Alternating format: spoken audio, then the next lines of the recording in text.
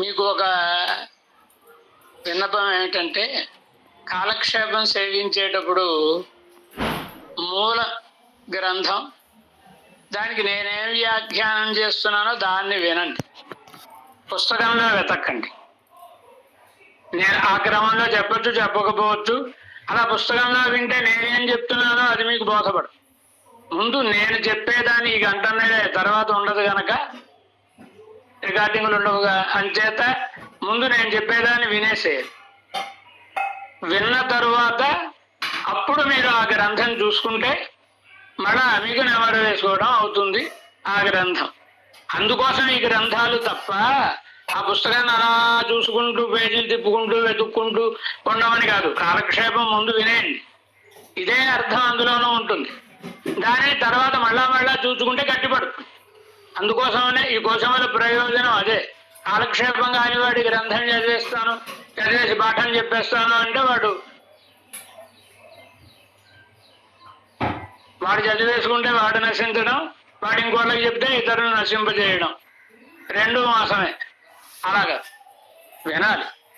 విన్నదానిని మళ్ళా చింతన, మళ్ళీ వెంటనే మీరు చూసుకుంటే అందులో మీకు ఏమైనా సందేహాలు ఉంటే అవి తీరుతాయి, గట్టిపడు. అది పద్ధతి. కనుక ముందు నేనేం చెప్పదలుచుకున్నానో దాన్ని మీరు వినడం కోసమేగా పాపం ఇంత కష్టపడి మీరు అందరూ కూర్చున్నారు ఇక్కడ. కనుక వినండి. ఆ ప్రయోజనం ఉండదు. కళ్ళు మూసుకుని అయితే తలం చేసుకుని అలా అలా బరికేస్తూ ఉంటే, రాసేస్తూ ఉంటే ఏమిటే ఆనందం, ఆ బుర్రలోకి వెళ్ళదు. ఎందుకంటే ఈ విన్నది చెవిలోంచి చేతిలోకి వచ్చి అక్కడి నుంచి కాగితం మీదకి వచ్చి వివేకానందుడు చెప్తాడు అన్నమాట, మా ఇంట్లో గ్రంథాల్లో ఉన్నాయండి విషయాలు అంటే పాండిత్యం కాదు, బుర్రలో ఉంటే పాండిత్యం అని చెప్తాడు. కనుక విజ్ఞానం అంటే మనలో ఉండాలి, కానీ మా ఇంట్లో గ్రంథం ఉంటే గ్రంథం దొరకపోతే ఇంతే సంగతి కదండి. కనుక అలా ఉండకూడదుగా. ముందు అర్థం చేసుకోవడానికి ప్రయత్నించాలి. ప్రయత్నిస్తే అలవడనిది ఏదీ లేదు.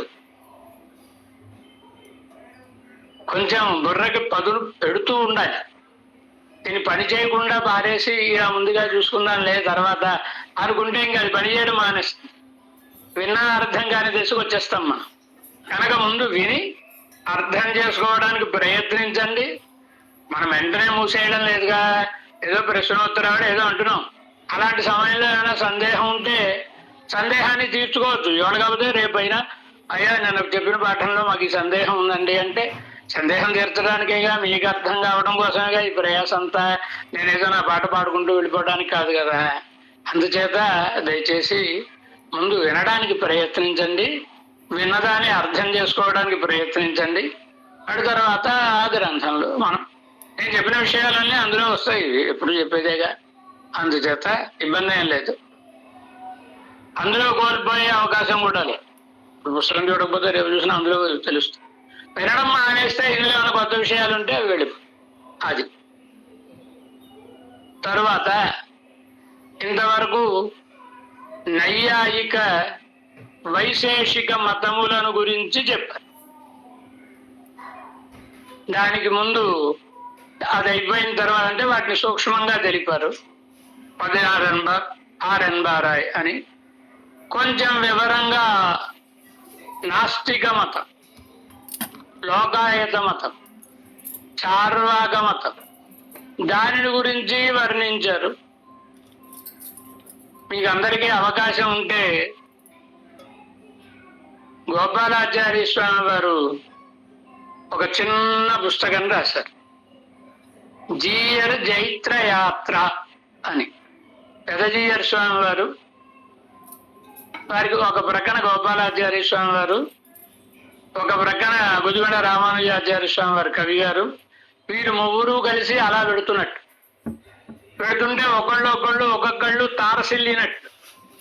తారసిల్లితో వాడదు అంటే ఈ శాస్త్రీయమైన ఇంత శాస్త్రీయమైన ప్రక్రియలో ఉండదు, కానీ బయటకు వాళ్ళ అభిప్రాయంలో ఉండే తప్పేమిటో సూక్ష్మంగా, చాలా సూక్ష్మంగా వీరు వారిని ఎలా బోధించాలో అలా బోధించి మార్చింది. మొత్తం ఈ అన్ని సిద్ధాంతాల గురించి అందులో సాయిస్తారు. అది గోపాలాచార్య స్వామి వారు ఏం చేసి ఉన్నప్పుడు ఆ పుస్తకాలు ప్రింట్ అయ్యాయి నడిగడ్డ వారంలో. జీయర్ జైత్ర యాత్ర అని బహుశా మళ్ళా ప్రింట్ చేసి ఉంటారేమో మన వికాస తరంగని. వాటిలో రామానుజవాణి అక్కడ ప్రయత్నిస్తే దొరకవచ్చును. సులభంగా అన్ని మతములను ఖండించుట, అది విజయవాడ పండిత సభలలో శ్రీభాష్యాచార్య స్వామి ఆ పుస్తకాన్ని రోజు కొంచెం కొంచెం కొంచెం 5 రోజుల సభలు కదా చదివి వినిపించమన్నారు గోపాలాచార్య స్వామి. అది అలా అవి చదివితే ఏదో కొంచెం అంటే ఇన్ని విషయాలు రాకపోవచ్చు, కానీ అసలు మతం ఏమిటి, అందులో పెద్ద లోపం ఏమిటి, ఆ లోపాన్ని ఎలా ఖండించాలి, చాలా గోపాలాచార్య స్వామి రాస్తే ఎలాంటి వాడికైనా అర్థం అవుతుంది. అంత గొప్పగా ఉంటుంది వారి వ్రాత శైలి. తప్పకుండా చదవండి. సరే, విషయానికి వద్దాం. తరువాత మరొక మతాన్ని గురించి వర్ణిస్తాం. ఆర్హతన్. ఆర్హతుడు అంటే జైనుడు.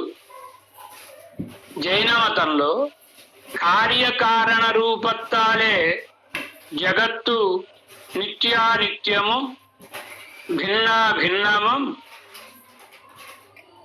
సత్యమై ఇరుక్కం. దీనిని భట్టర్ వారు రంగరాజస్తవంలో ఈ జైన మతాన్ని గురించి వర్ణిస్తూ అంగీకృత్యత్ సప్తభంగిక్ శృతిం స్యాదస్తి నాస్త్యాధికాం సర్వం తజ్జగజ్జన జనమతే నైకాంతమాదక్షతే అంట. త్వద్విభవం జగత్ జనమతే నైకాంతమాచక్షతే అని. అంటే వాళ్ళు కొన్ని మార్గములు, కొన్ని న్యాయములు, కొన్ని న్యాయములను వాళ్ళు పెట్టుకున్నారు. మాకు అందరూ కావాలండి, అందరూ మమ్మల్ని ఒప్పుకోవాలి అనో ఏమిటో కొన్ని న్యాయములను సప్తభంగి కుశృత్యం 7 న్యాయములను పెట్టుకున్నారు వాళ్ళు. సర్వం దీనిని శ్రీభాష్యంలో భగవద్రామానుజులు కూడా వివరిస్తారు, ఖండిస్తారు. నైకస్మిన్న సంభవా 2వ అధ్యాయంలో ఈ అధికరణం వస్తుంది. నైకస్మిన్ అసంభవ అనే సూత్రం అంటే అర్థం ఏమిటి చెప్పు. ముందు దీనికి అర్థం చెప్పు. ఆర్హతన్ జైనుడు కార్యకారణ రూపత్తాలే. కార్యరూపం, కారణ రూపం. మట్టి రూపం, కుండ రూపం. మట్టి రూపం కారణ రూపం, కుండగా ఉండే రూపం కార్యరూపం. కార్యకారణ రూపత్తాలే. అలా ఈ జగత్తంతా కూడా నిత్యానిత్యము. నిత్యమా అనిత్యమా ఈ జగత్తు? ఉదాహరణ కుండ. నిత్యమా అనిత్యమా? నిత్యానిత్యము. నిత్యము అనిత్యము అని కూడా చెప్పొచ్చునండి. నిత్యము అనిత్యం అని ఎలా చెప్తాం? కుండ పగిలిపోయింది అనుకోండి, మట్టిలో కలిసిపోతుందిగా, ఆ మట్టప్పుడు ఉంటుందిగా, కనుక నిత్యము అంటే కారణ రూపం చేత నిత్యము. కుండ పగిలిపోవచ్చు, ఏదో శరం, ఏదో చిప్పలు ఏదో కావచ్చు, అవుతుంది కదా, కనుక కపాలం అవుతుందిగా, అందుచేత కుండ ఉండదుగా, నశించిపోతుందిగా ఏదో ఒకనాడు. అనిత్యము. ఈ జగత్తంతా కూడా అలాగే కారణ రూపం చేత నిత్యం, కార్యరూపం చేత అనిత్యం. జగత్తు నిత్యానిత్యము భిన్నాభిన్నము. మట్టిగా చూస్తే అంతా అభిన్నం. ఒకటి కుండ, మరొకటి చిప్ప, మరొకటి ప్రతిమ, ఏదో ఏవో వస్తాయి, ప్రమిద, మరొకటి ఏవో వస్తాయిగా, అవన్నీ భిన్నం. కానీ మూల పదార్థం ఒకటేగా, కనుక అభిన్నం. కారణ రూపం చేత అభిన్నం, కార్యరూపం చేత ఇనువే ఉందనుకోండి, ఎన్ని రకాల స్టీల్ తోటి ఎన్ని పదార్థాలు రావటం లేదండి మనకి. 2 గ్లాసులు మరొకటి వస్తున్నాయా? మూల పదార్థం స్టీలు ఒకటే, కనుక అది ఉంటుంది. దానికి రూపాలు మారుతూ ఉంటాయి. కనుక ఇది నిత్యానిత్యము, భిన్నాభిన్నము, సత్యాసత్యం. సత్యం అంటే అసత్యం అంటే కార్యరూపంలోకి రావడం. దాంతో నీళ్లు తెచ్చుకోవడం, మరొకటో చేసుకుంటున్నావా? మామూలుగా ఎనపకుంటే పనికి వస్తుందా? ఈ పని చేయడానికి పనికి రాదుగా. కనుక అసత్యము సత్యము. కనబడుతోంది సత్యం, తర్వాత కనబడదు, ఇంతకు మునుపు లేదు అసత్యం. ఇలా సత్యాసత్యము ఆయిరుక్క అన్న. కనుక వీళ్ళ యొక్క సిద్ధాంతాన్ని భగవద్ రామానుజులు శ్రీభాష్యంలో వివరిస్తూ సర్వం వస్తుజాతం సత్వాసత్వ నిత్యత్వానిత్యత్వ భిన్నత్వ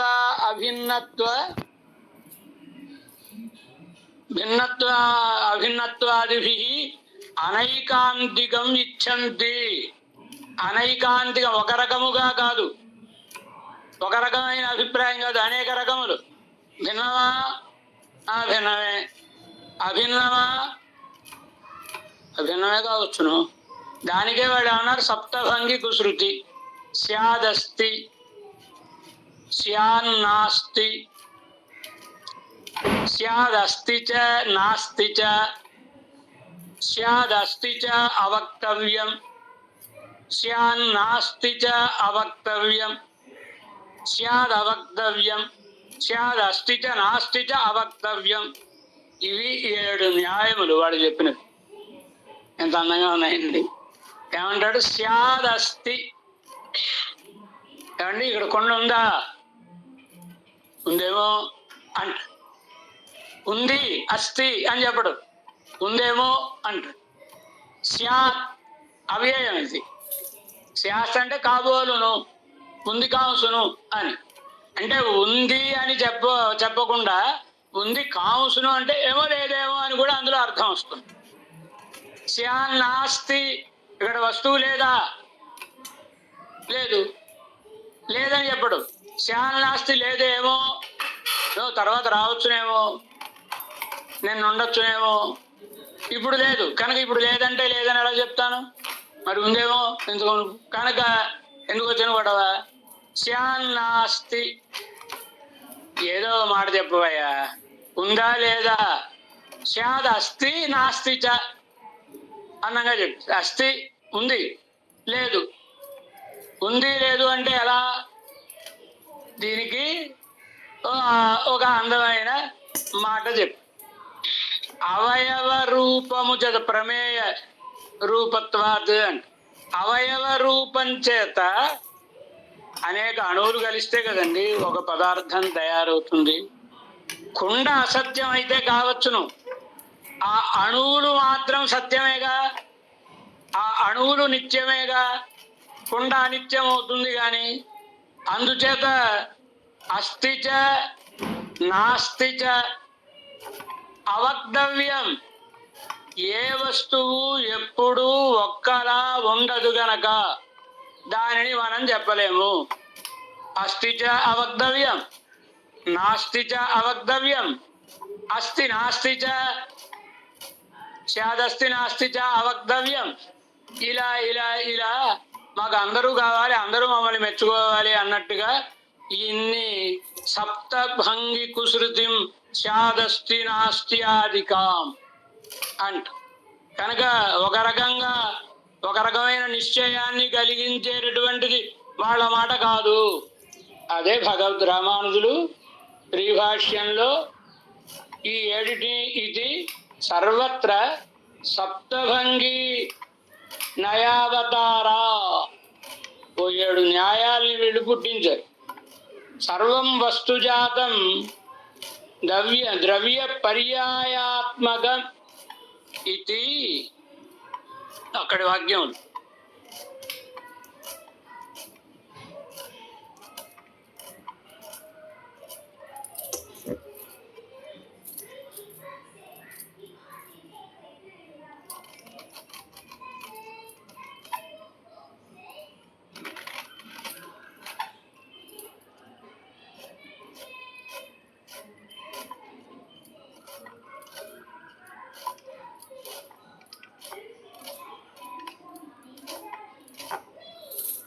సరిగా పడినట్లేదు.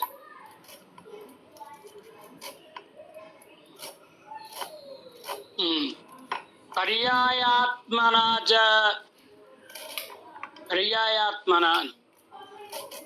సత్వ ఏకత్వ నిత్యత్వాది ఉపపాదయంతి. అదే చెప్పుకున్నాగా. పర్యాయ అనే మాటకు అర్థం ఏమిటి? అవయవములు అని అర్థం. అవయవములు కలదిగా అనిత్యము. ఆ లోపల ఉండే పరమాణు ఉంటుంది కదా, అది నిత్యము, అది సత్యము, అది అసత్యము. ఇలా అలా చెబుతూ ఉంటారు వాళ్ళు. ఎలా అంటే ఇది తద్విపరీతం, అది విపరీతంగా చెబుతూ ఉంటారు వాళ్ళు. ఎందుకని? అస్తి నాస్తి చ, స్యాదస్తి నాస్తి చ అని ఖండిస్తారు. నైకస్మిన్ అసంభవాత్, ఏకస్మిన్ అసంభవాత్ నా తద్యుక్తం అని అర్థం. ఒకే వస్తువునందు భిన్నములైన విరుద్ధ ధర్మములు ఉండవు. వెలుతురంటే వెలుతురని చెప్పు, చీకటంటే చీకటని చెప్పు. వెలుతురేమో కాదు కాదు చీకటేమో అంటే వెలుతురు చీకటి రెండు ఒక వస్తువునందు ఉంటాయా? ఉండవుగా. కనుక ఉంటే లేనిది కాదు, లేకుంటే ఉన్నది కాదు. లేకుండడం ఉండడం అనేది ఒక వస్తువునందు భిన్న ధర్మములు ఏక వస్తువుని ఆశ్రయించి ఉండవు. నైకస్మిన్ అసంభవాత్ అని భాష్యంలో దానిని ఖండిస్తారు. సత్వాసత్వాధికం సర్వం ఉపపన్నం తేషాం చ భావాభావరూపత్వాత్. భావము అభావము అణువులో ఉన్నప్పుడు కనబడదు, అది ఒక వస్తువు అయినప్పుడు కనబడుతుంది. కనుక భావము కనబడుట, అభావము కనబడకుండుట, ఈ రూపం చేత ఉంది లేదు అని వాళ్ళు చెబుతూ ఉంటారు. ఇది నైకస్మిన్ అసంభవాత్. ఇది ఈ మతాలన్నింటినీ ఆ అధ్యాయంలో, ఆ పాదంలో ఈ మతాలన్నింటినీ ఎత్తుకుని ఆర్హతుడు, బౌద్ధుడు, వైశేషికుడు, గౌతముడు, ఈ మతాలన్నింటినీ ఎత్తుకొని వాటిలో ఉండే లోపములను భగవద్ రామానుజులు క్షోధక్షమంగా వివరిస్తారు. మళ్ళా ఎవరికి బుద్ధి భ్రంశమై ఏమో ఇది నిజమేనేమో ఇది ప్రమాణమేమో అనే భ్రాంతి కలగకుండా వాటిని ఖండిస్తారు భగవద్ రామానుజులు. శృత ప్రకాశకాచార్యులు ఇంకా అత్యద్భుతంగా వర్ణిస్తారు. ఇది నైకస్మిన్ అసంభవాత్ ఇది అస్య సూత్రస్య పూర్వపక్షోపన్యాస నిగమనే భాష్యకారేణ అభిహితం. పూర్వపక్షాన్ని ముందు పేర్కొని తర్వాత కదా ఖండించి సిద్ధాంతాన్ని చెబుతారు. పూర్వపక్షాన్ని చెప్పినప్పుడు దీనిని అంగీకరించినటువంటి వాళ్ళు మరికొందరిని పేర్కొని సాయిస్తారు. అభిహితం స్యాదస్తి ఇత్యాది సప్తభంగీనయస్య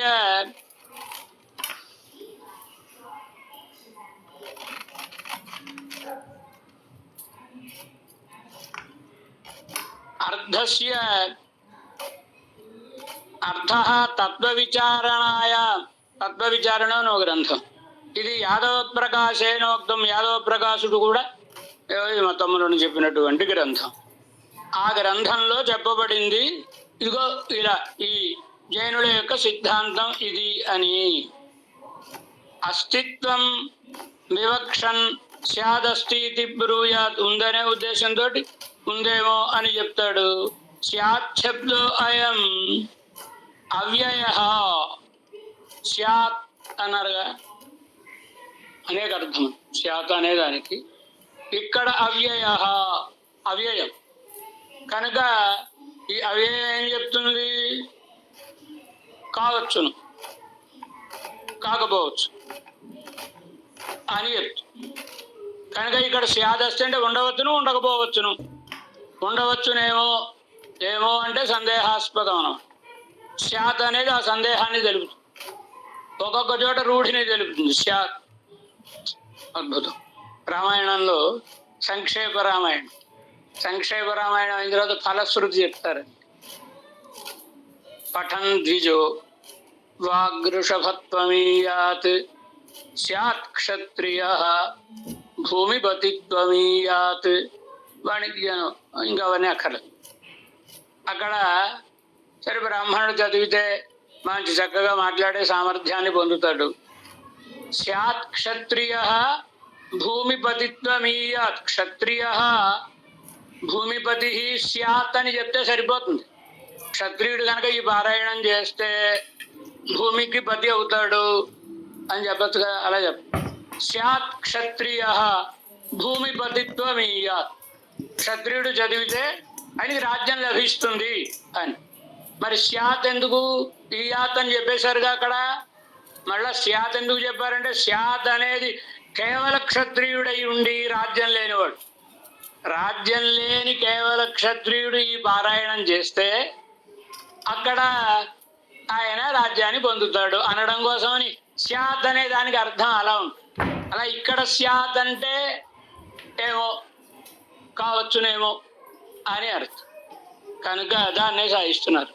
అవ్యయం అంటే ఇది అర్థం, ఇక్కడ ఈ అవ్యయానికి అర్థం ఇది. కనుక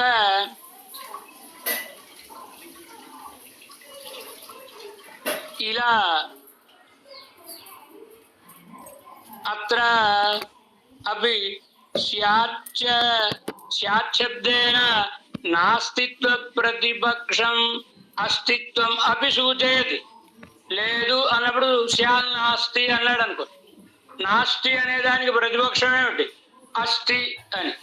స్యాన్ నాస్తి అన్నాడు కనుక లేదో ఉందో అంటే ఉందో అన్న మాటని కూడా ఇది ప్రతిబింబిస్తోంది స్యాత్ అనేటటువంటి శబ్దం అన్నమాట. ఇక అదే ఇప్పుడు మనం చెప్పుకున్నటువంటి మాటలని వారు ఏవం నాస్తి ఇది వివక్షన్, లేదని చెప్పాలనుకోండి స్యాన్ నాస్తి ఇది, లేదు లేకపోతే ఉందేమో అని. కనుక లేదేమో అనడంలోనే ఉంది అనే ప్రతిపక్షం కూడా చెప్పబడుతోంది అన్నమాట. దేని యందు రూఢి ఉండదు, అన్నిటికీ అంతే. అత్రాపి స్యాత్ శబ్దస్య ప్రతిపక్ష సూచనమేవ అర్థ, ఎక్కడ చెప్పినా అదే. అలా అలా ఈ 7 న్యాయాలకి కూడా తత్రాపి స్యాదవక్తవ్యం ఇది స్యాత్ శబ్దః ప్రయోక్తవ్యః. తత్ర ఉభయోరస్తిత్వ నాస్తిత్వయోః ఉక్తత్వాత్ స్యాత్ శబ్దో అనుజ్ఞామాత్రపరః. ఉందంటావా? ఉందంటే ఉందను, ఏమో నేను లేదనుకుంటున్నాను అని అర్థం. కనుక అంటే దాన్ని ఏదో నువ్వు అంటున్నావు మరి కాదంటే బాగుండదని, కానీ నా అభిప్రాయంలో అయితే మాత్రం లేదు సుమా అనేది తోస్తుంది అందులో. కనుక అంటే మనం కూడా మన మాటల్లో కూడా మాట్లాడుతూ ఉంటాం, స్యాత్ శబ్దాన్ని వాడకపోయినా అత్ర ఇలా ఏదైనా ఇలా ఏవం నిత్యత్వాదిష్వపి సప్తభంగీం ఇమాం నయేత్ ఇది చ తేనైవోక్తం. వారి చేత యాదవ ప్రకాశుల మతాన్ని అనువదించినప్పుడు ఈ సప్తభంగీ నయం నిత్యత్వానిత్యత్వములకు సత్యత్వాసత్యత్వములకు అన్నిటికీ కూడా వర్తిస్తుంది. ఈ న్యాయంతో వాళ్ళు అర్థం చెబుతారు అని దానిని చెప్తారు. ఇంకా ఆ మతంలోని లక్షణములు ఏమిటో సాయిస్తున్నారు. ఏమని? ஆத்மாக்கள் கர்மானுரூபமான சரீரங்களினுடைய பரிமாணத்தையே తనకు పరిమాణமாக కొండిరుக்கும். ఆత్మలు వాళ్ళు చేసుకున్న కర్మలను బట్టి ఏ శరీరములో ప్రవేశిస్తే ఆ శరీరం అంతా పరిమాణమును కలిగిన ఉందురు అని. ఏనుగులో ప్రవేశించాడు అనుకోండి, ఏనుగు జన్మ ఎత్తాడు అనుకోండి, ఏనుగంతా ఆత్మ ఉండును. ఏదో మానవుడు అనుకోండి, మానవుడంతా ఆత్మ ఉండును. ఇది వీళ్ళ సిద్ధాంతం అని కుదురుతుందా? అలాగా తత్వత్రయం చెప్పుకున్నామా మనం. తత్వత్రయంలో ఆర్హతన్ ఆత్మ దేహ పరిమాణ నెన్రార్ అని ఒక సూత్రం పిళ్ళలోకాచార్యుడు. అర్హతనంటే వీళ్ళే జైనుడు. దాన్ని అంగీకరించలేదు. ఎందుచేత? సరే, ఏనుగంతా అయిపోయాడండి, ఏనుగులో ఉన్నాడుగా. ఆ ఏనుగు మరణించిన వెంటనే వాడు ఏక శరీరంలోకి ప్రవేశించాలి. ఇప్పుడు ఏనుగు ఇంత శరీరంతో వెళ్ళి ఏక పడితే ఆ ఏక బతికి పట్టగడుతుందా? పిండి గుండా అయిపోతుందా? కనుక ఆత్మ శరీరం అంత పరిమాణం గలది అనడం ఒప్పదు. మొదటి. రెండవ యుక్తి, ఎప్పుడైతే ఆత్మ నిత్యమే, వీళ్ళ సంప్రదాయంలో కూడా ఆత్మ నిత్యమే కదా, ఆత్మ కోసమేగా ఇదంతా. మరి ఆత్మ గనక మారుతుంది, పరిణామమును పొందుతుంది, ఆ పరిమాణం మారుతూ ఉంటుంది, పరిణామం అని ఒప్పుకున్నాం అనుకో. ఏది అయితే పరిణామమును కలదో అది నశించున్నది. ఇది శాస్త్రం. మార్పులను పొందేది ఏదో ఒకనాడు నశిస్తుంది. ఆత్మ మార్పులను పొందితే ఆత్మ నిత్యమని ఒప్పుకోవడం కుదరదు.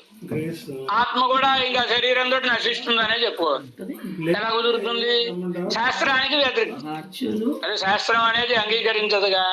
ఆత్మ అనేటటువంటిది స్వరూపం అణుమాత్రం స్యాత్ అని, ఏషో అణురాత్మ, ఇలాంటి ప్రమాణాలని చెప్పాయిగా. అణువంతా అని. అణు అంటే అవయవములు లేనంతటి సూక్ష్మమైనది అని అర్థం. ఏది అవయవములు కలదో, అవయవాలు ఉంటేనేగా పెరగడం తరగడం ఉంటుంది. ఏది సావయవమో అది వినాశ్యము, ఏదో ఒకనాడు నశిస్తుంది అవయవములు కలిగినది. అలా అవయవములు లేనంత సూక్ష్మమైనది ఆత్మ. కానీ వీళ్ళ సంప్రదాయం, వీళ్ళ మతంలో శరీరం ఎంత ఉంటే అంతా ఆత్మ ఉంటుంది కనుక అంతా ఉంటుంది. పరిమాణத்தையே తనకు పరిమాణமாக கொண்டிருக்கும். సంసారం అనేది ఏమో ఎప్పుడు ఆరంభమైందో మనకి తెలియదు. సంసారం అనాదిగా ఉండేది. మలధారణాదిహళాలం ఆత్మజ్ఞానత్తాలం. శరీరాన్ని బాగా సబ్బులతో తోమి కడిగేసుకుంటే అందువలన కొన్ని క్రిములు నశిస్తాయి. కనుక అహింసయే ఇది.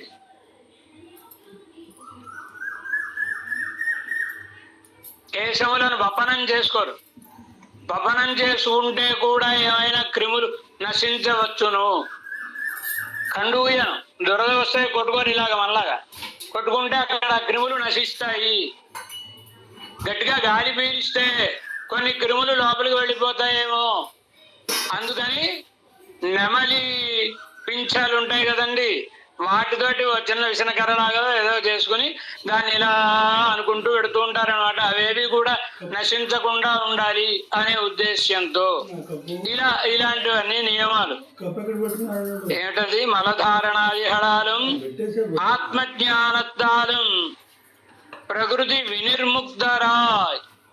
ఆత్మజ్ఞానం, నేనెవరిని అనేది తెలుసుకోవడం వలన ప్రకృతి నుంచి విడిపడినటువంటి వారి ఊర్ధ్వగతి అయి ప్రాప్య నిర్కై మోక్షమాయిరదన్నాన్.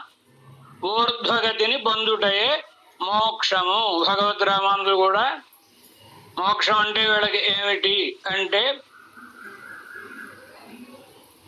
మోక్షప్రాప్తి తదప్యుక్తం శంకరేణ. శంకరులు కూడా అన్ని మతాలను గురించి, వారి సమయానికి ఉన్న మతాలను గురించి ఒక గ్రంథాన్ని, సర్వసిద్ధాంత సంగ్రహం అని ఒక గ్రంథాన్ని వారు రాశారు. వారు కూడా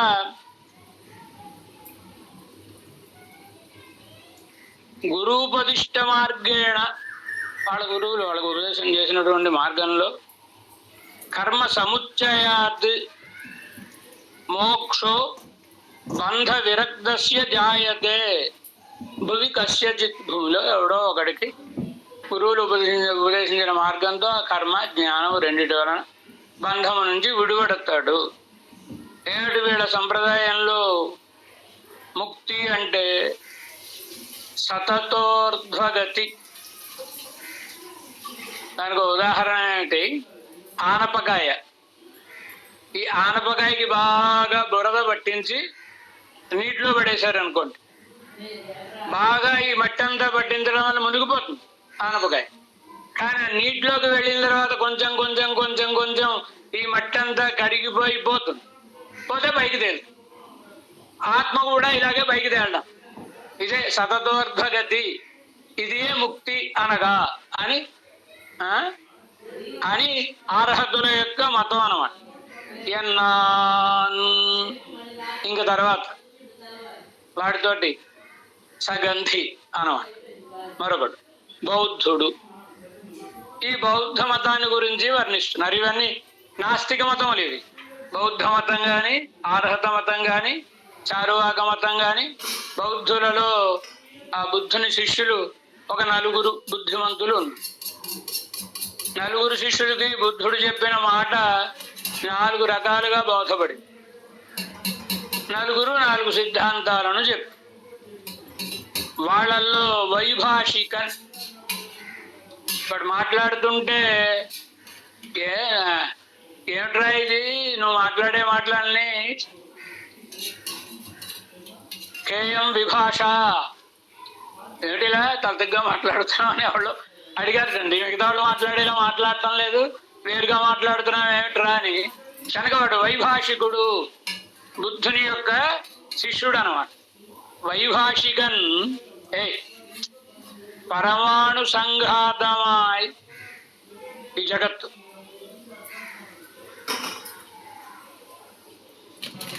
పరమాణు సంఘాతమాయ్ ప్రత్యక్ష సిద్ధమాయి ఇరుక్కుం జగత్తు.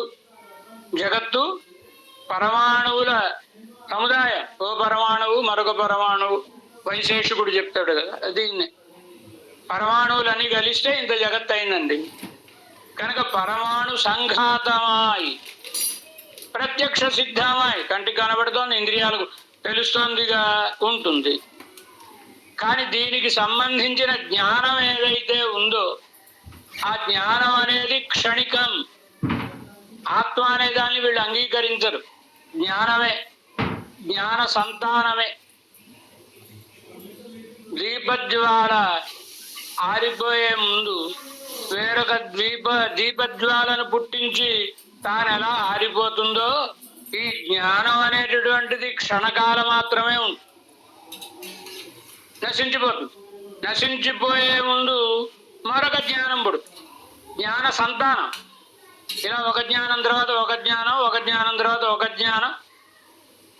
మనం సినిమా చూసినట్టే ఆ బొమ్మలన్నింటినీ, పూర్వం ఫిల్మ్స్ వచ్చేవి కదండి, అవి చూడండి. ఓ చేయి పైకెత్తాలంటే ఓ 1000 బొమ్మలు. అదంతా మనకి అందులో ఉండే వ్యవధానం తెలియకపోవడం చేత ఒకసారి వాడు చేయి పైకి ఇలా విసిరినట్టుగా కనబడుతుంది కదా. అలాగే ఈ జ్ఞానం మనకు కనబడుతుంది. నిజానికి వెనుకటి జ్ఞానం వేరు, ఈ జ్ఞానం వేరు. సంతోషం. ఏమిట్రా నాయన మోక్షం అంటే ఏముందండి, ఈ జ్ఞానం ఆరిపోతే దీపం ఆరిపోవడమే మోక్షము. కనుక ఎవడు బుద్ధున్నవాడెవడు ఆ సిద్ధాంతాన్ని అంగీకరించడం. నేను లేకుండా పోవాలని ఎవడు చదువుకోడు కదండి.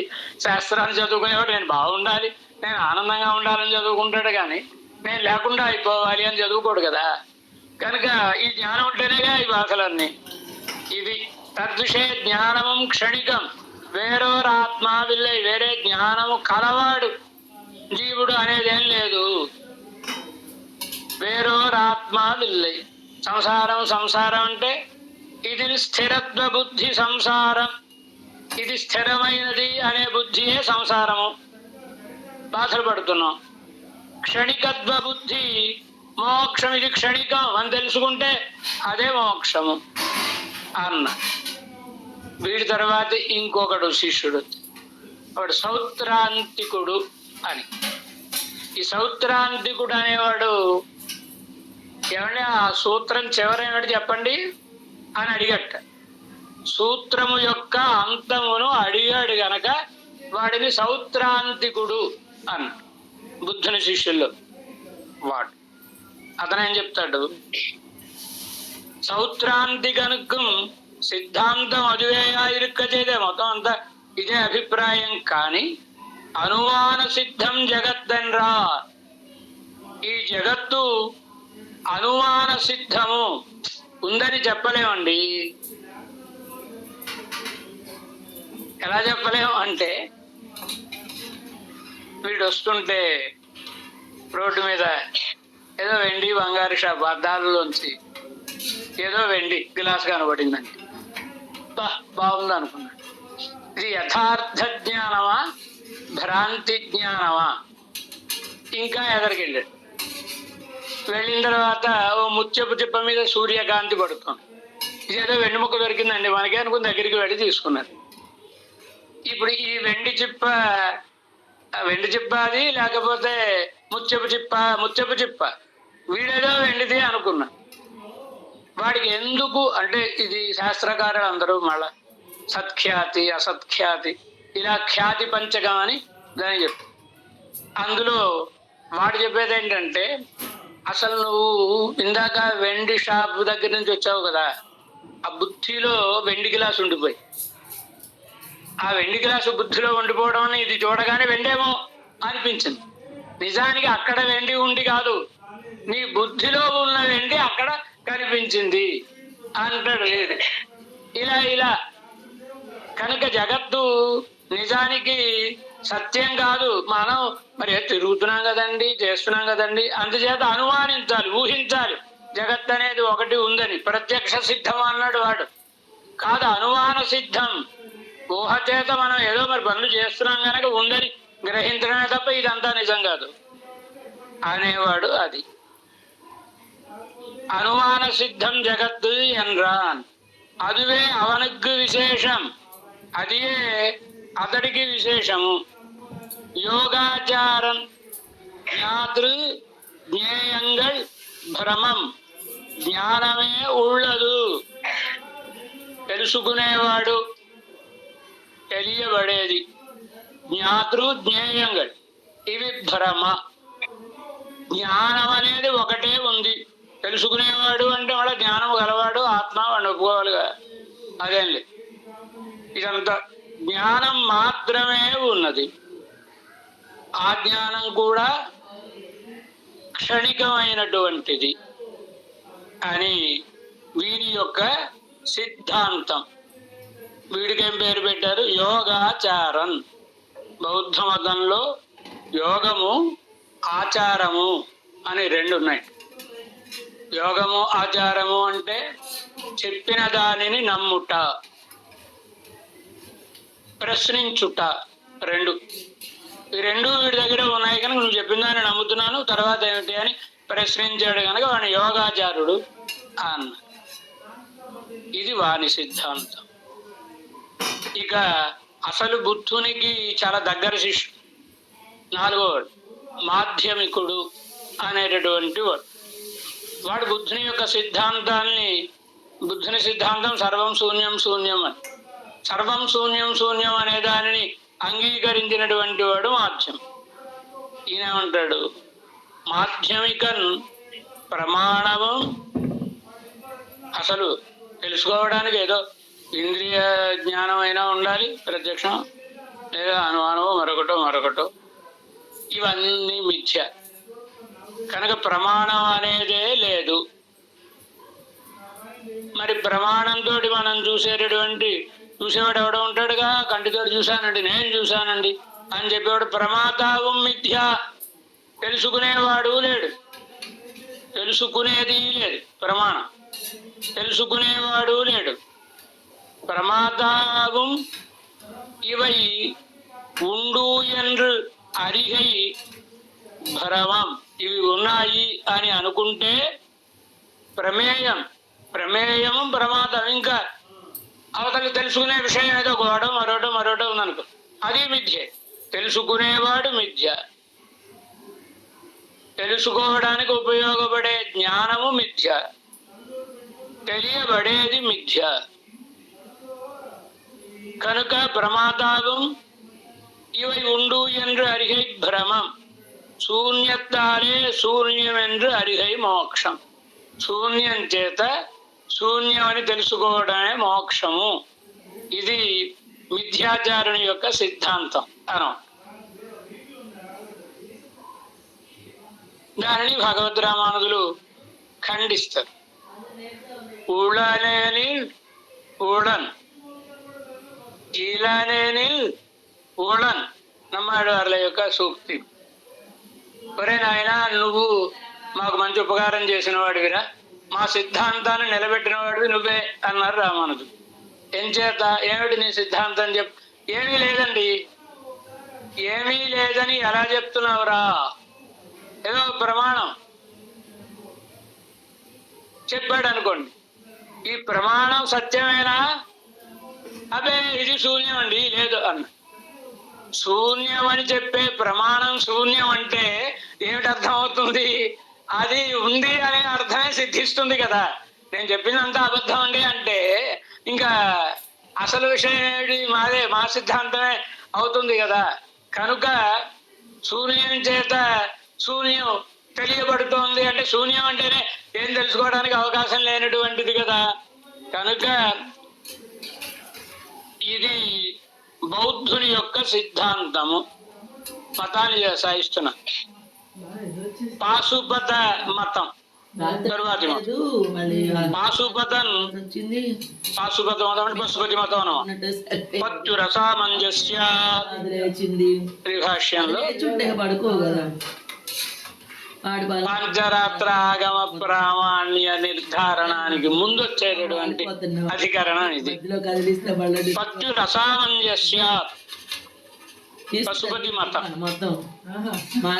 వీళ్ళు మనలాగా తత్వత్రయాన్ని అంగీకరించిన వాడు. పశువు,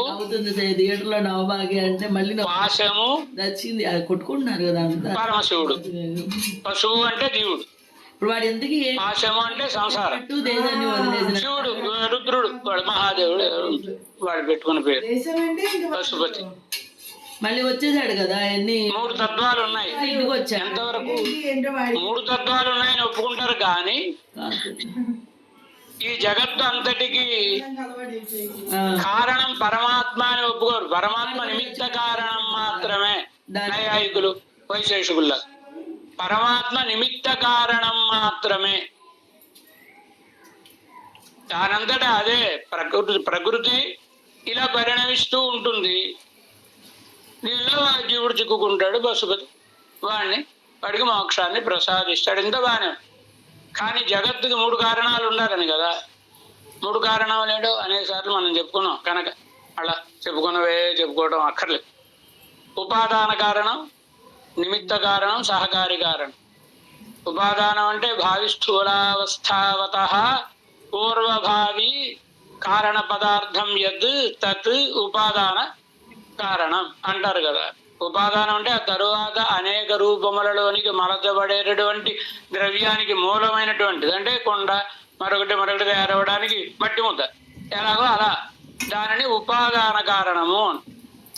నిమిత్త కారణము అంటే ఈ కుండని తయారు చేస్తే మనం చెరువు నుంచి మంచినీళ్ళు తెచ్చుకోవచ్చును, లేదా ఈ కుండను అమ్మి 4 డబ్బులు చేసుకోవచ్చును. ఏదో ఒక ప్రయోజనాన్ని కాంక్షించి కుండను చేయాలి అనుకుని చేసేవాడు, నిమిత్త కారణం.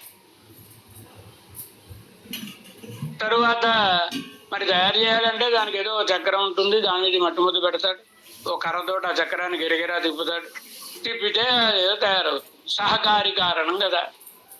వీళ్ళేమంటారు? పరమాత్మ మన సంప్రదాయంలో భగవంతుడే ఉపాదాన కారణం అని కదా, 3 కారణములు ఆయనే అని కదా. అది తర్వాత మళ్ళీ ఆ సిద్ధాంతం అంతా విశదంగా మన సిద్ధాంతాన్ని గురించి అనుగ్రహించినప్పుడు సాయిస్తుంది. వీళ్ళేమంటారు? ఆనుమానికమైనటువంటి కారణము. ఎందుచేత? వాళ్ళు కూడా సాంఖ్యులు, నైయాయికులు కూడా, అలాగే వైశేషికులు, వీళ్ళు కూడా ఏమంటారు? మనం చూస్తున్నాం కదండి, ఆ మేడ కట్టారంటే ఎవరో ఒక ఆయన కడుతున్నాడు కదా. కనుక లోకంలో ఎవరో 10 మందో ఒకళ్ళు ఎవరో లేకుండా వస్తువు తయారవడం లేదు కదా. మరి ఇంత జగత్తు తను భువనాదిగా వాడి న్యాయంలో చెప్పు. ఈ తను కానివ్వండి, భువనం కానివ్వండి, ఇవన్నీ కూడా చెయ్యబడ్డాయి అంటే దీనికి ఎవరో ఒక కర్త ఉండాలి. ఎవరో లేకుండా తయారవుతుందిగా పదార్థం, ఎవరో ఒక కర్త ఉండాలి అని ఊహించడం, అనుమానించడం అన్నమాట. లోకంలో అలా చూస్తున్నాం కనుక కతిపయ శక్తి విశిష్టుడు. ఇప్పుడు ఇంజనీరింగ్ చదువుకున్న వాళ్ళు, సివిల్ ఇంజనీరింగ్ చదువుకున్న వాళ్ళు ఏవో బిల్డింగులు కడుతున్నారా? అలాగే కతిపయ శక్తి విశిష్టుడైనటువంటి పరమాత్మ, కొంత శక్తి కలిగినటువంటి వాడు ఎవరో ఈ జగత్తుకి కారణమై ఉండాలి అని ఊహిస్తాడు. శాస్త్రం చెప్పింది కనుక పరమాత్మ నిమిత్త కారణం అనడం కాదు, వీడి ఊహతోటి ఆనువానికమైనటువంటి ఈశ్వరుణ్ణి వీడు అంగీకరిస్తాడు. అది అలాగే వీళ్ళు కూడా ఆయన ఉపాదాన కారణం కాదు శివుడు, కేవలము పాశ నుంచి విమోచన చేయించేటటువంటి వాడు, ప్రకృతియే ఉపాదాన కారణం అనేవాళ్ళు వీళ్ళు. వేళ్ల మతం పాశుపతన్ పరమాణుక్கள் జగత్తుకు ఉపాదాన కారణం. పరమాణువులు కలిస్తే ఒక పరమాణువు, వైశేషుడు చెప్పిన పచ్చదనం, పరమాణువులు ఒక అణువు కలిస్తే ద్విఅణుకం, దీంతో మరోటి కలిస్తే త్రియణుకం. ఇలా అణువులన్నీ కలిసి ఇంత జగత్తుగా మనకి ఆవిర్భవించాయి. కనుక ఈ జగత్తుకు మూల కారణం ఏమిటి అంటే పరమాణువులు. పరమాణు సంయోగం చేత, అంటే వాటిలో ఏదో ఒక పాకం కలుగుతుంది. ఎప్పుడో వైశేషుడు చెప్తాడు, వాటిలో ఎప్పుడో ఏదో పాకం కలుగుతుందండి. కలిగేటప్పటికి ఒక అణువు ఇంకో అణువు దగ్గరికి చేరేటప్పటికి ద్విఅణుకం అవుతుంది. దీంతో మరొకటి చేరితే అలా అలా అలా పెరిగి ఇంత అయ్యింది అని వీళ్ళ సిద్ధాంతం. ఇది జగత్తుకి పరమాణువులు కారణం అంటారు. వీళ్ళు ఈశ్వరుని ఒప్పుకుంటారు. ఆయన నిమిత్త కారణం, అది చేసేవాడు ఎవరో ఒక ఆయన ఉండాలి కదా. ఎవరైనా అంటే సంసారం అనాది. ఇంకా పరమాణుక్கள் జగత్తుకు ఉపాదాన కారణం, ఆగమ సిద్ధేశ్వరం నిమిత్త కారణం. వాళ్ళ ఆగమములు శైవాగమములు అనం. ఈ శైవాగములలో చెప్పబడినటువంటి ఈశ్వరుడు ఎవరైతే ఉన్నాడో ఆయన నిమిత్త కారణం, జగత్తును తయారు చేసినటువంటి వాడు. సంసారం అనాది నుంచి ఉన్నటువంటిది. ఆగమోక్తమాన కర్మానుష్ఠానద్వారే పశుపతి సారూప్యத்தை పెరుగై మోక్షమెన్రాన్. ఆగమోక్తమైనటువంటి వాళ్ళ ఆగమంలో చాలా నిందియములైనటువంటి ఆచార వ్యవహారములను చెప్పారు. కనుక ఆగమశ్చ సర్వో రుద్ర ప్రోక్తో గ్రంథరాశి. పరమశివుడు చెప్పినటువంటి గ్రంథరాశి ఆగమం అంటే అది సంసారానాదిత్వం, సర్వసిద్ధాంత సమ్మతం, సర్వసిద్ధాంతములు అంగీకరించినటువంటి ఆగమోక్త కర్మానుష్ఠానం చ. ఎలా ఉంటుంది? ముద్రా, షడ్గ, ధారణ, ఏవో మనం చెప్పుకోలేనటువంటి వాటిని ఉపాసన చేయడం, నింద్యమైనటువంటి ద్రవ్యములను స్వరాభ కుంభాన్ని స్థాపించడం, దాంట్లో దేవతని ఇప్పుడు మంచి కలశాన్ని తీసుకొచ్చి మంచి తీర్థాన్ని ఉంచి మనం దేవతల్ని ఎలా అందులో ఆవాహన చేసి వారిని ఆరాధన చేస్తామో, వీళ్ళు స్వరా కుంభాన్ని స్థాపించి అందులో ఆ దేవుణ్ణి ఆవాహన చేసి దానికి తగినటువంటి, మరి దాని సురాకుంభంలో దేవుడు అంటే ఆయనకి కావాల్సిన వేరే ఉంటాయిగా. కనుక అలాంటి వాటి అన్నిటితోటి ఆరాధన చేయడం ఇంకా నింద్యములైనటువంటివి ఉన్నాయి. అలా ఇవన్నీ కలగాలి. భస్మధారణం, అదే స్నానం, వేరే స్నానం అక్కర్లేదు, భస్మ స్నానం అన్నమాట. అలా భస్మ స్నానం చేస్తే చాలు అని రుద్రాక్షలు వీటిని ధరించడం ఇలాంటివన్నీ చెప్పారు. ఇది பாசுபதி மதம். சாங்கிய யோகிகள் பிரகிருதியை ஸ்வதந்திரமாய் கொண்டு జగత్కారణమాహిరదు. సాంఖ్యులు యోగులు వీళ్ళు ప్రకృతియే జగత్తుకంతటికి స్వతంత్రంగా కారణం అవుతోంది. அந்த பிரகிருதியோடு ஆத்மாவுக்கு உண்டான అనాది సంబంధం సంసారం. ప్రకృతితోటి జీవుడికి ఉన్న అనాది సంబంధమే సంసారము. ప్రకృతి పురుష వివేకం మోక్షం. ప్రకృతి పురుష వివేకం అదే మోక్షము. ప్రకృతి వేరు, పురుషుడు వేరు, నేను వేరు, ఈ ప్రకృతి వేరు అని తెలుసుకోవడమే మోక్షము అన్నారు సాంఖ్యులు యోగులు. సాంఖ్యులు వీళ్ళందరికీ మూలం ఒక వాక్యం కనబడుతుంది. ఈశావాస్య ఉపనిషత్తులో సత్యధర్మాయ దృష్టయే తత్వం పూషన్ అపవృణు సత్యధర్మాయ దృష్టయే. సత్యం అంటే పరమాత్మ. ఆయన యొక్క స్వరూప స్వభావాదులను తెలుసుకొనుటకై మాకు ఈ మోహాన్ని తొలగించు అని. అది ఆ స్వరూప స్వభావాలను తెలుసుకోవడం కోసమే ఈ మతములన్నీ ప్రవర్తించినటువంటివి. పరమాత్మ అంటే ఎవరు, జగత్ అంటే ఏమిటి, ఎలా ఏర్పడింది, ఎలా మోక్షం కలుగుతుంది, ఎప్పుడు ఏర్పడింది, ఎప్పుడు మోక్షం కలుగుతుంది, సత్యధర్మాయ దృష్టయే అది మూలం వేదం. దాన్ని బట్టి తర్వాత వచ్చినటువంటి సిద్ధాంతాలు ఇవన్నీ కూడా అని వీళ్ళు చెప్పేటటువంటిది. స్వతంత్రంగా ప్రకృతికి జగత్ కారణమయ్యే సామర్థ్యం ఉంటుందా? ఎందుకుండదు? ఇప్పుడు ఒక ఇనప ముక్క, మరొకటి అయస్కాంతం. అయస్కాంతాన్ని పక్కన పెడితే ఇనుప ముక్క వచ్చి దానికి అంటుకుంటుందా, అంటుకోదా? సాంఖ్యులు. అలాగే ఈ చేతనుడి యొక్క సన్నిధిలో ప్రకృతి ఇన్ని వేషాలు వేసి ఇలా మారుతోంది. అలానే వాళ్ళ చేతనుడికి ఏం కర్తృత్వం లేదు. చేతనుడు ఎలాంటి వాడు అంటే అసమర్థపతి అని, ఎందుకు పనికిరాని భర్త. కానీ ఈయన సన్నిధిలో ప్రకృతిలో మార్పు కలిగి ప్రకృతిని మార్పులను పొందుతోంది అన్న. ఆ అయస్కాంతాన్ని ఇనప ముక్కని కూడా దగ్గర చేర్చేవాడు ఎవడో ఒకడు ఉండాలి. ఉంటేనేగా రెండు దగ్గరికి చేరతాయి.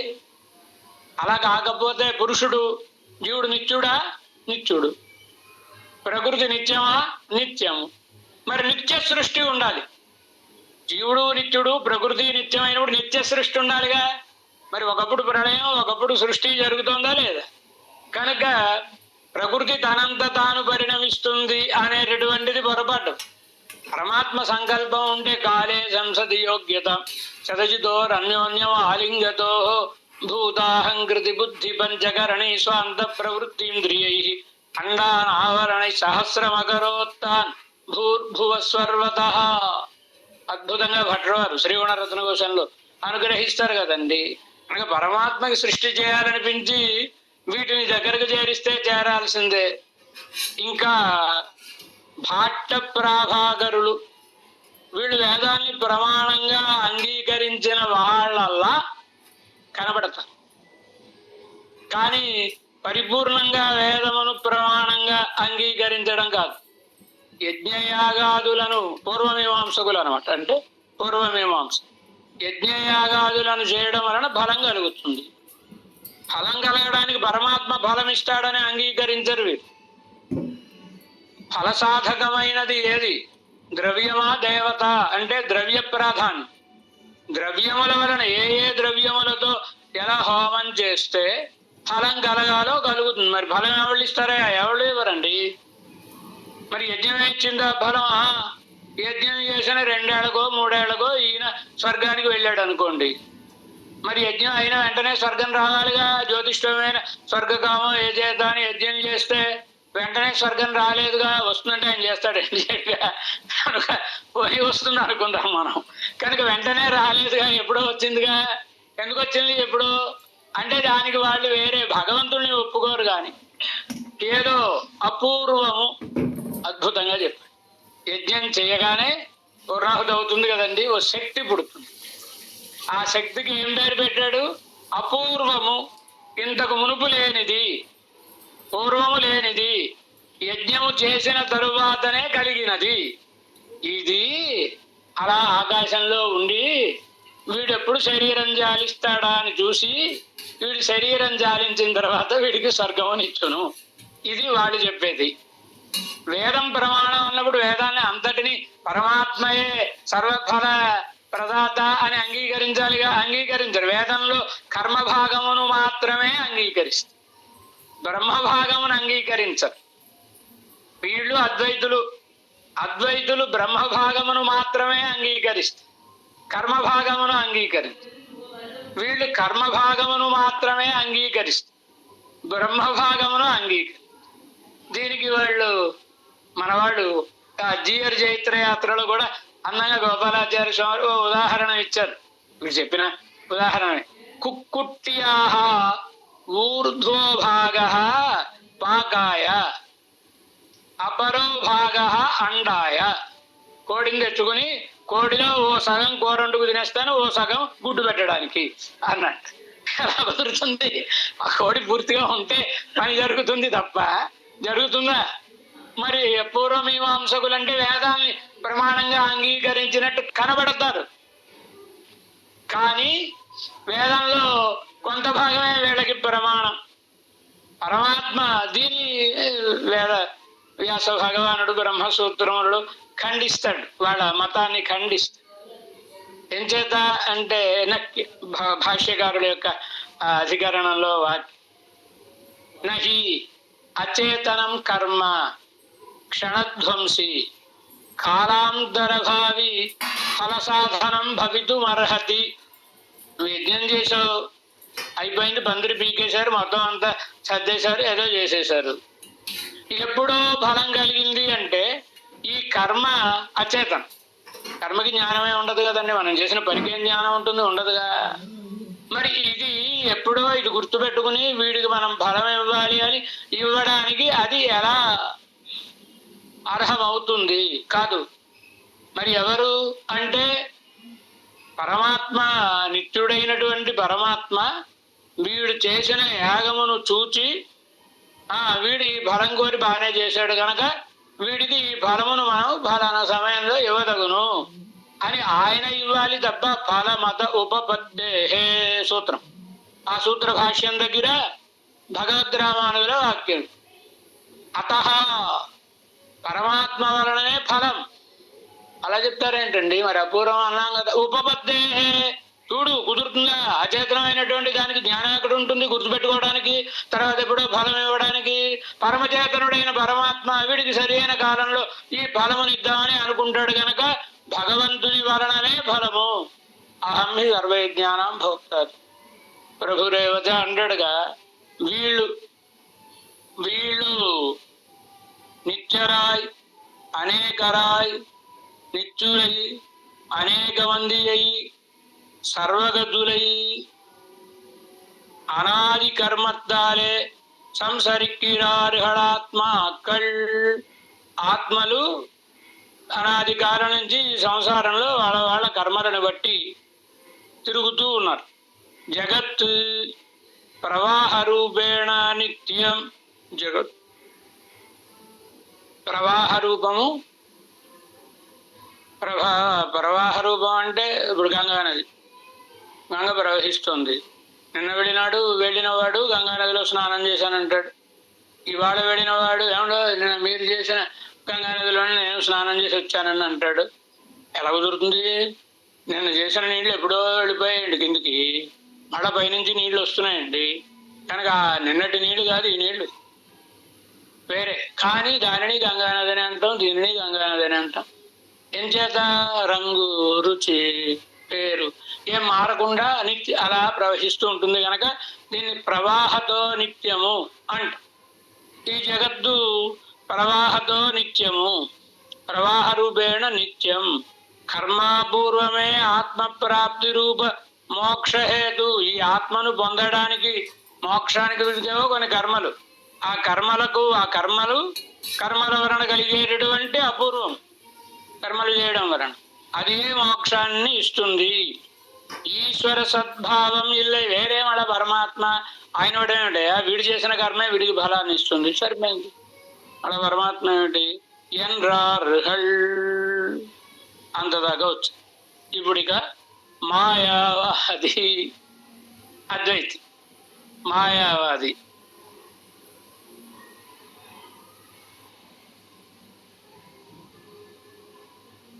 ఒక అద్భుతమైన శ్లోకాన్ని మనువు చెప్పాడు. మనువు చెప్పిన దానినే హృదయంలో ఉంచుకుని తమో నిష్ఠాహితా స్మృతాః అని మనువు చెప్పాడు. దానినే హృదయంలో ఉంచుకొని కూరత్తాళ్వాన్ కూడా ఒక శ్లోకాన్ని అనుగ్రహిస్తారు. బాక్యాః కుదృష్టయ ఇతి ద్వితయేప్యపారం మోక్షం తమః సముపయాంతి నహీక్షసేతాత్ జగ్ధస్య కానన మృగైః మృగదృష్ణికేప్సోః కాసారసద్వనిహతస్య చ కో విశేషః. వైకుంఠస్తవంలో కొరత్తాళ్వాన్ దివ్యమైన సూక్తి. ఒక ఆయన ఇద్దరు ఎండలో వెళ్తున్నారండి, ఎడారు పెడుతుంటే ఇద్దరికి దప్పిక కలిగి ఎక్కడైనా ఏమైనా ఓయాసిస్ చెరువు దొరుకుతుందేమో అని ఇద్దరు ప్రయత్నిస్తున్నారు. ఒకడు అలా ఎండమావులు అంటారు, నీరున్నాడు కనబడుతుంది, దగ్గరికి వెళ్తే అక్కడే ఉండదు. అలా పెడుతూ పెడుతూ పెడుతూ అక్కడ ఏదో మృగమాన్ని పట్టుకు తినేసి అయితే ఇంకోటి వెళ్ళాడు, చెరువుని చూశాడు, చెరువులో మంచినీళ్ళు త్రాగుదామని దిగాడు, ఆ చెరువులో జంతువు వాడిని తినేసి. ఏమిటి తేడా? ఒకడు చెరువును చూచాడు, ఒకడు చూడలేదు. ఒకడు వేదాన్ని ఒప్పుకున్నాడు, ఇప్పుడు మాయావాదు.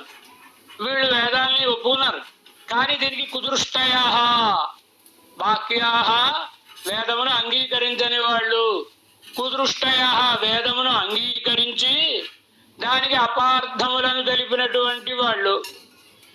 కనుక వీళ్ళిద్దరూ అజ్ఞానం అనే అంధకారంలో పడిపోతున్నారు.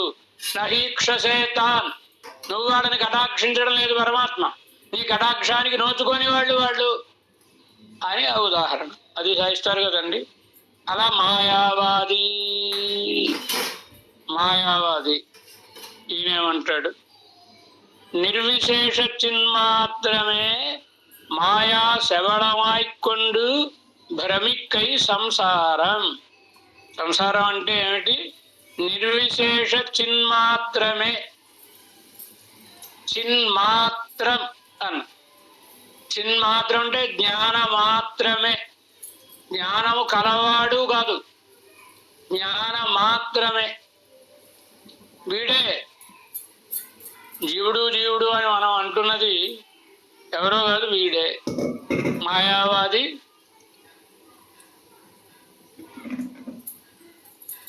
అటు నైయాయికుడు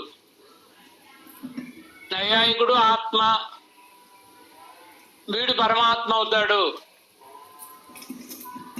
మాయావాది పరమాత్మ బ్రహ్మ, ఆయన జీవుడయ్యాడు ఈ ప్రకృతి సంబంధం వలన అంట.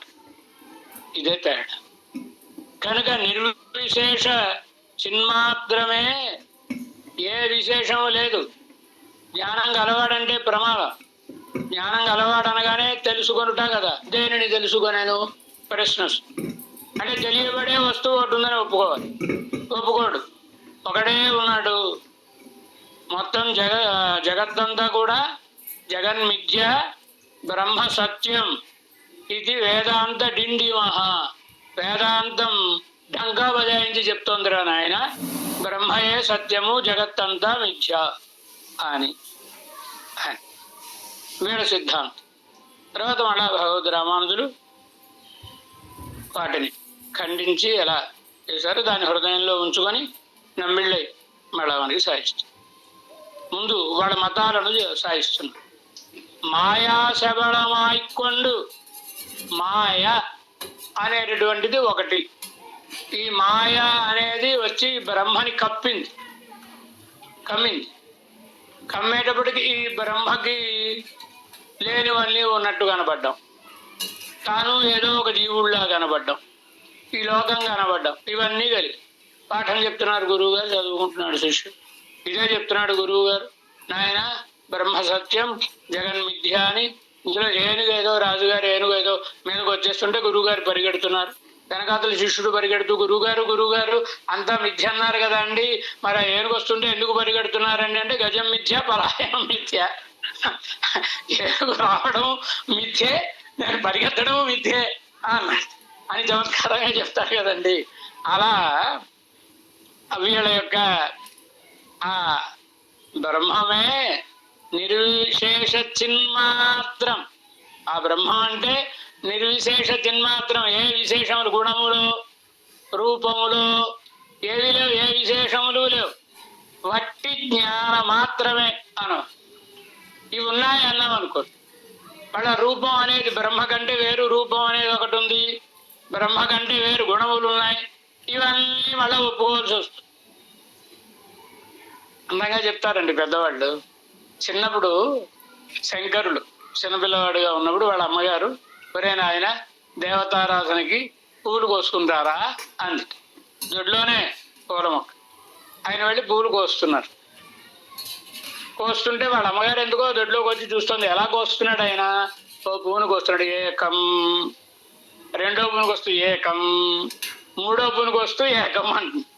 ఎరానా ఆయన 1, 2, 3 అని లెక్కెట్టచ్చును కదా, మరి 1, 1, 1 అని అంటున్నా. ఏమో నాకు ఒకటే నచ్చిందమ్మా అన్నట్టు. కనుక ఒకటే తత్వం, మరి ఇంకా భిన్నములైనటువంటి తత్వం పెద్దవాళ్ళు చెప్తూ ఉంటారు. ఇక కనుక మరొకటేమీ లేదు.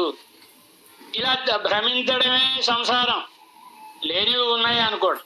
మరి ఏమయ్యా బ్రహ్మని మాయ కప్పింది అన్నావు కదా, బ్రహ్మ కంటే వేరు పదార్థం మాయ అనేది ఒకటి ఉండాలిగా, ఉంటే ఇప్పుడు ఒకటే తత్వం అవ్వదు కదా.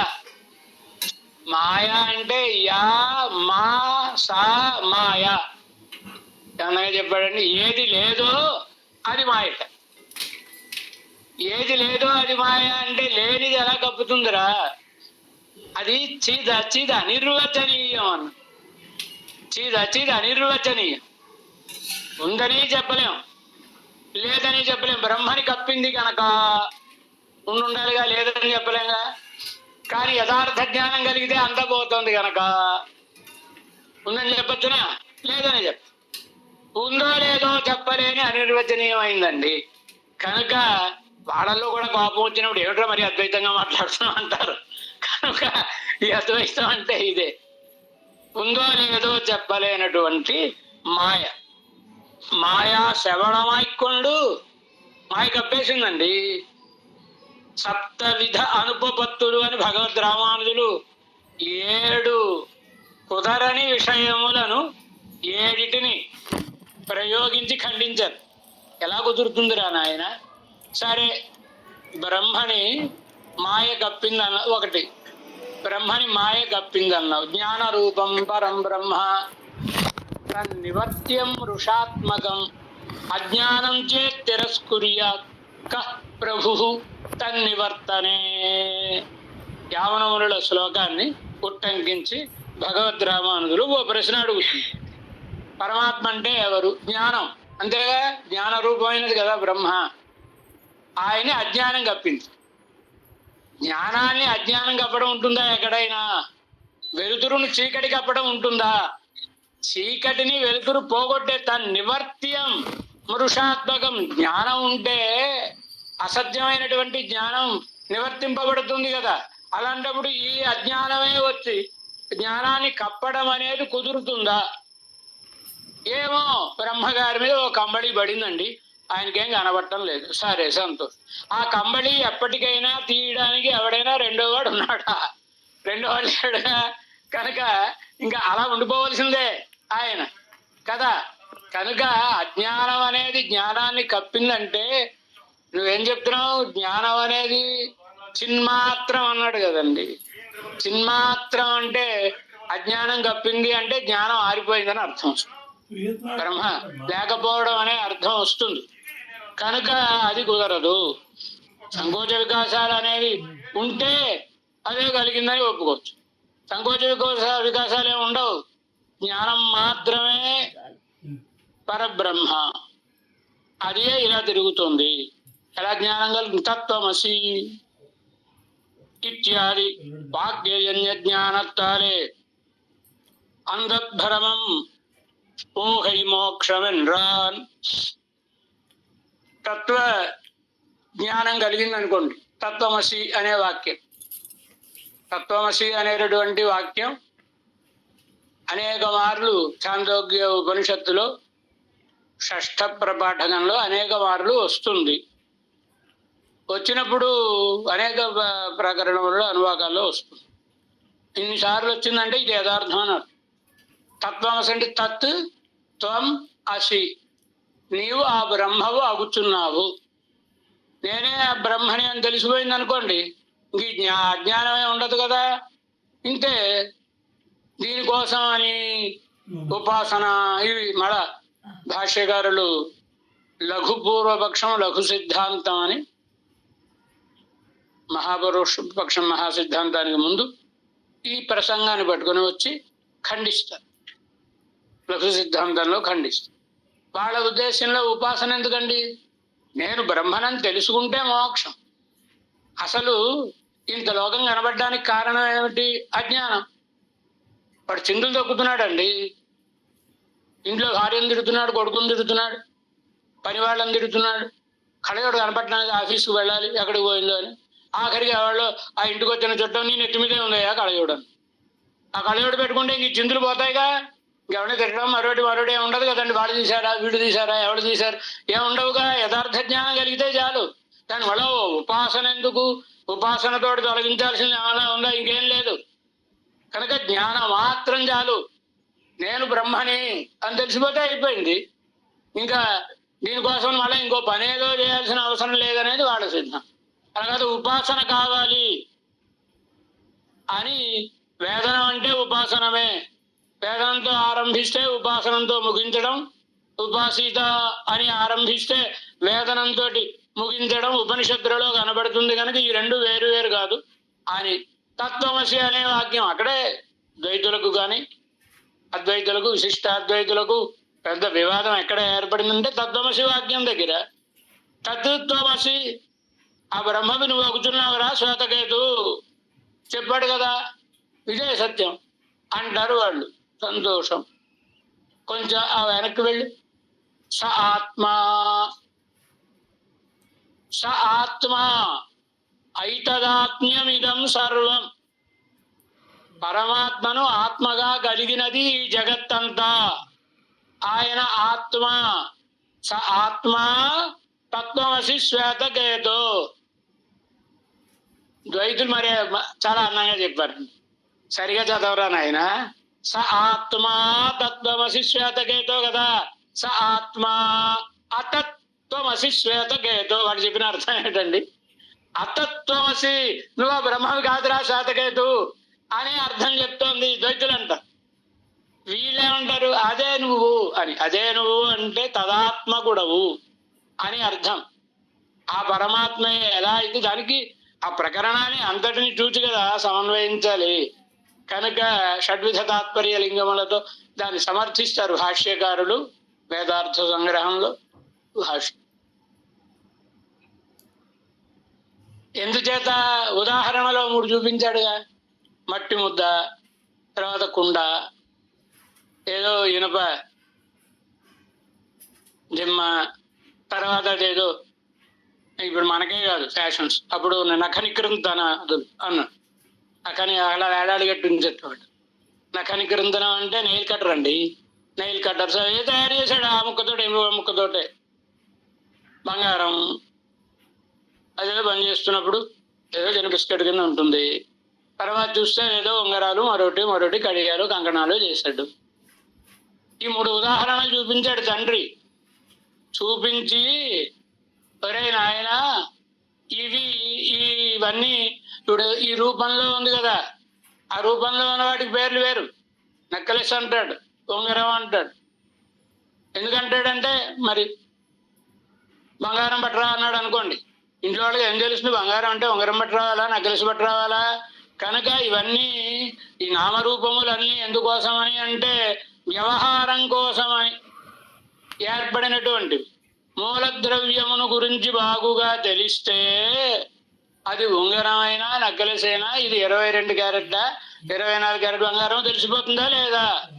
మూలద్రవ్యమైన పరమాత్మను గురించి తెలుసుకుంటే ఈ జగత్తును గురించి నీకు తెలిసిపోతుంది. ఏక విజ్ఞాని అని సర్వ విజ్ఞానం అని అక్కడ నిరూపిస్తారు కదా భగవద్ రామానుజులు.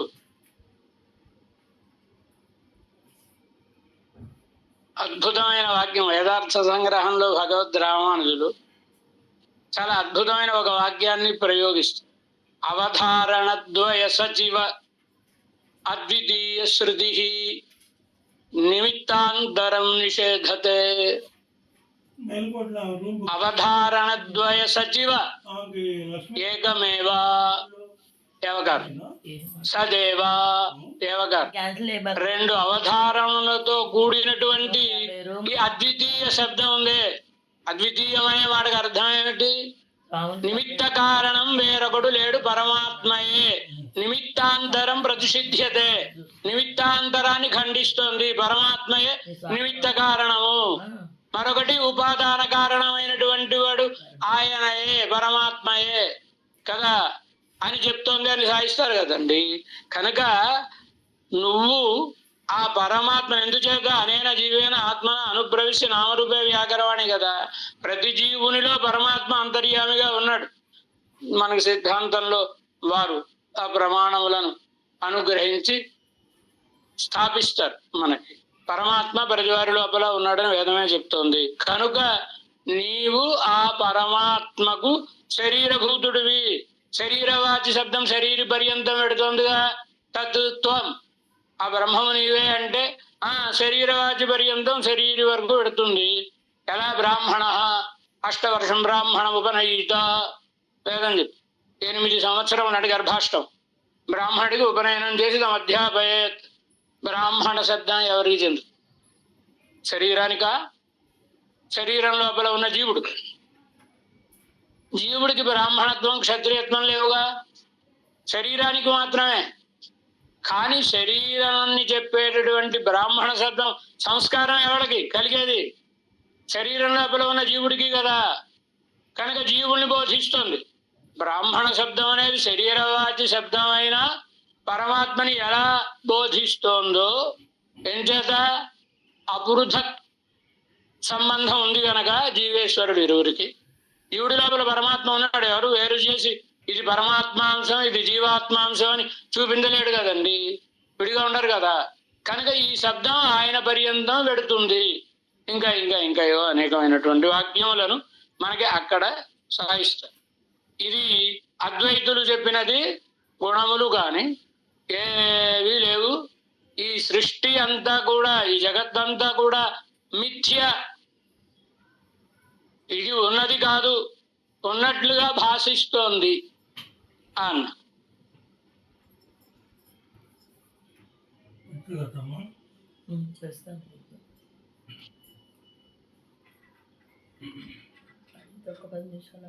ఇక మళ్ళా భాస్కర మతం కొంచెం వాటికంటే కొంచెం ఆయనకంటే కొంచెం నయం. ఇక భాస్కరుడు పరమాత్మ కళ్యాణ గుణాలని అంగీకరించాడు, వాళ్ళు అంగీకరించలేదు. రేపటి దినం మనకి కాలక్షేపం ఉండదు. సాధారణంగా ద్రావిడ వేదాంతానికి అనధ్యయనాలు ఉండవు. కానీ అమావాస్య నాడు నంబిళ్ళయ్య వారు ఆచార్యుడిని చేరిన దివసం అమావాస్య గనక వారి గ్రంథం గనక మనకు రేపు కాలక్షేపం ఉండదు. మళ్ళీ ఎల్లుండి కాలక్షేపాన్ని మనం కొనసాగిద్దాం.